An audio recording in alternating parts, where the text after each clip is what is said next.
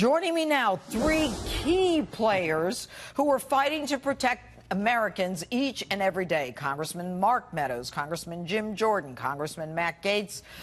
Thank you all for being here. Now, you all attended the working lunch at the White House to discuss border security. Congressman Matt Gaetz, I'll start with you on this question. What was it like with the president today?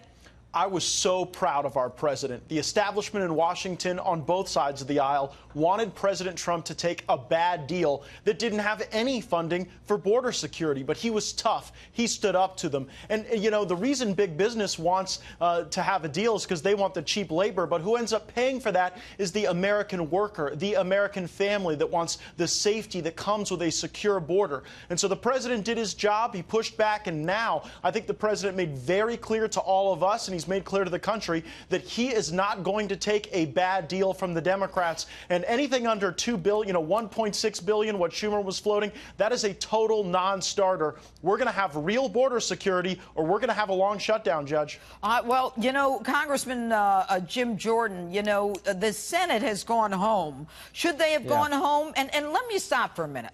I want to congratulate the House for doing what you did and getting this passed. And to all of you, I know you're the movers and shakers. But anyway, Jim, should the Senate have gone home?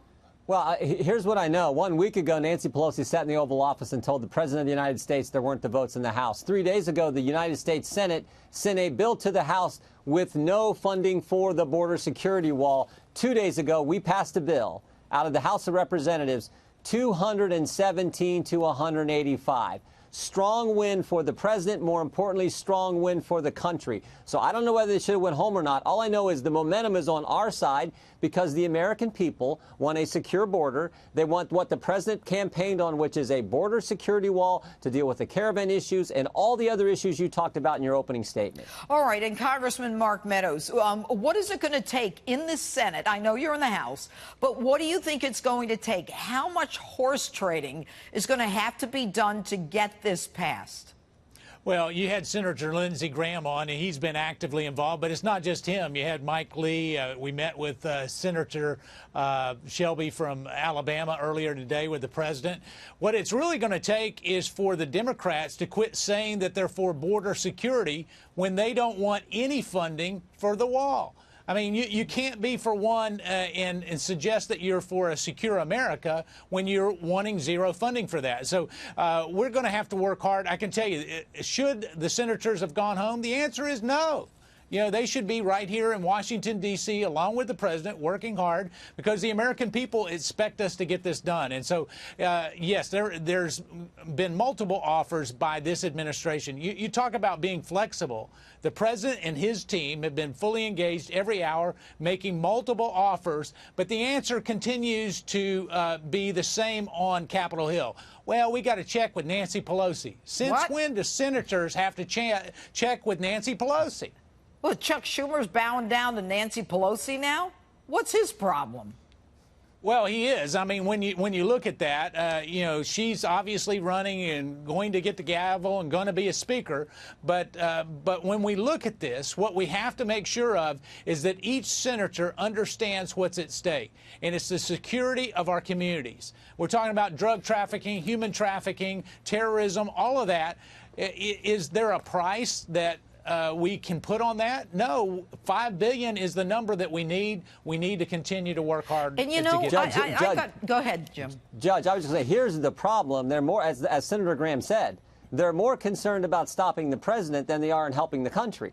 Everyone knows we need to secure the border. Everyone knows we need a border security wall to stop the gang problems, the drug problems, the human trafficking problems, the whole thing. So if they would stay more focused on doing what's best for the country, something they were all for just a few years ago, instead of going after the president and just trying to stop anything the president's for, the country would be better off.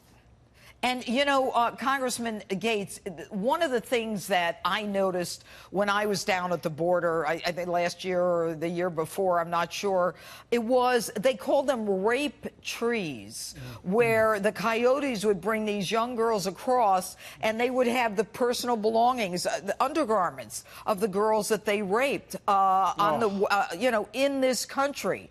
I mean, people, how could the left, the liberals, the people who are supposed to care, not understand how important this wall is? What do they get out of not having a wall?